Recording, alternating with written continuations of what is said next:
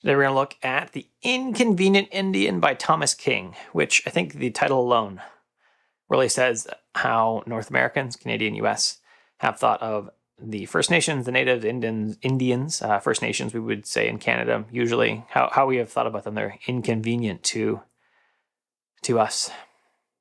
Let's dig in. So The Inconvenient Indian by Thomas King. It's a really good book. It's really well written. It's funny. It's hard at times. It could be hard no matter where you sit, right? I'm a white dude, clearly. You can see me. I'm a white dude. And I think it's hard to read and know that white people, white colonial people, have how they have treated Indians. But I think that's also very important for me to read then. Early on, on page 3, actually, he has a good statement about what history is, and I'll just read it to you. It says, "History may well be a series of stories we tell about the past, but the stories are not just any stories. They're not chosen by chance. By and large, the stories are about famous men and celebrated events. We throw in a couple of exceptional women every now and then, not out of any need to recognize female eminence, but out of embarrassment." And that is good. It made me think of, history was written by the victors.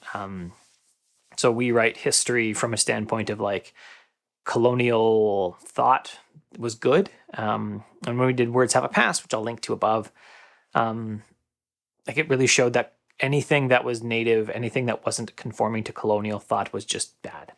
So I'm just going to highlight 2 kind of main ideas here. There's lots more in this book. I really recommend it. It is an easy read as far as comprehension, but it's a fun read. He tells jokes. It's just his style is excellent. I really like it. I would like to read more by Thomas King.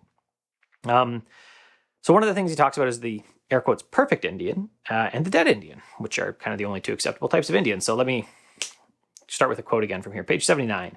"North America defends democracy as the cornerstone of social, religious, and political enlightenment because it is obliged to think well of itself and of its institutions." So again, in Words Have a Past, that was a lot of the thought, that the newspapers and residential schools depicted anything Indian as bad and anything colonial as good, right? Indian was always the past and colonial is always the future.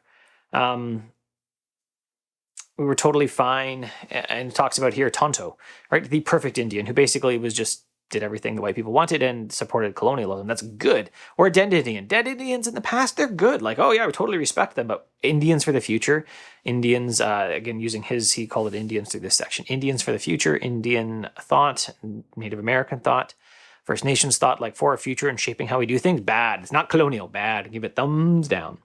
And right now, white people often hate current natives and their views that are different from our capitalist colonial culture.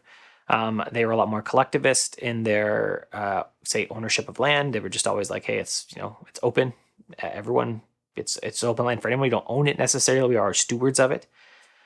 But coming to terms with some of this stuff can help us re-examine our beliefs in light of, just because you always believe something doesn't mean it's true. It also made me think a little bit about Boys and Sex by Peggy Ornstein, where it talked about men specifically viewing any sexual encounter. It's about sex, boys and sex. I'll link that above somewhere too. But men specifically viewing any sexual encounter, sexual whatever, through the lens of what they wanted. So if I want to have sex with you, you're going to have to say no much more forcefully for me to actually hear it, because I'm going to view every little thing through the lens of you're saying yes to me. So, and that's part of what we have with colonial thought, right?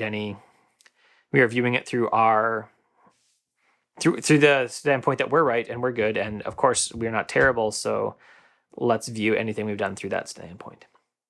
Another big thing, infuriating thing, that I read, this is only my second book kind of down this genre, of finding out more about what First Nations think about colonialism and how they were treated, is that government treaties were to suit governments, not to suit natives. He tells multiple stories about natives are given this land for all time till there's some colloquial language around how long that will actually be, and it's really means for all time. And what happens is that gold found on it. And the government doesn't really do that much to stop the gold rush coming into the area, and eventually people are using it. It's too much work to get them out. So you just have to sign a new treaty that says we'll pay you for the land. And they say, no, we don't want that. We want the land. We don't want money. We want our land back. And they say, no.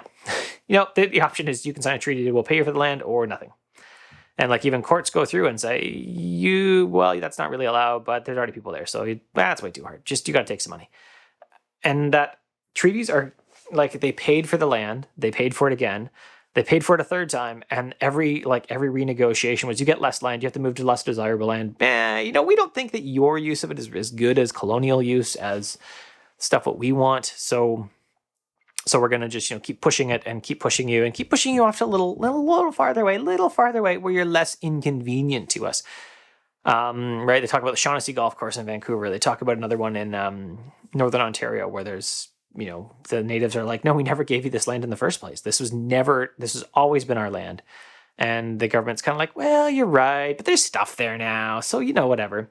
Even talked about the Shaughnessy Golf Course specifically in Vancouver, saying that because the government signed this treaty, basically that's signed with a golf course, saying that you can rent from the natives super cheap, without native consent. And the natives are like, but you couldn't rent just next door to us.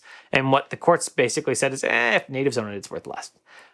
It's worth way more. If you want to make it worth more, then sell it to someone who's non-native. It's just terrible. I read that and I'm baffled by it, and it's just terrible. It's terrible. So my final question is always, should you read The Inconvenient Indian by Thomas King? And absolutely, you should read it. It's not only a good, tough book on history, tough, I think, from either perspective, for natives to see everything they've lost, for white people to realize everything that white people have done to natives that has been terrible. Another way to put it, it's been terrible. We've been assholes.